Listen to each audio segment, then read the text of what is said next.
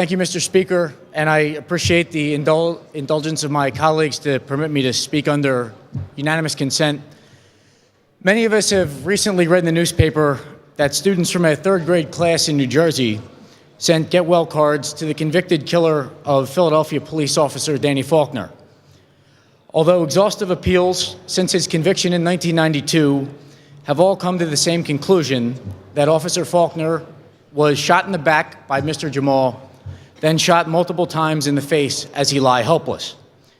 To those who question the verdict, I answer them with a statement from Philadelphia's District Attorney, Seth Williams, quote, "Every reviewing court has found the trial fair and the guilty verdict sound." Just recently in South Carolina, we saw a video of a police officer shooting Mr. Michael Scott in the back as he ran from the officer. The officer has been charged with murder, and the video evidence against him is damning.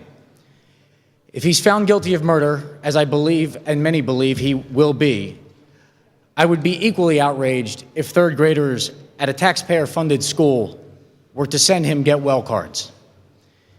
If it is a police officer who was murdered, or if it is a police officer who commits a murder, it is still a murder, the killing of another, which can never be undone.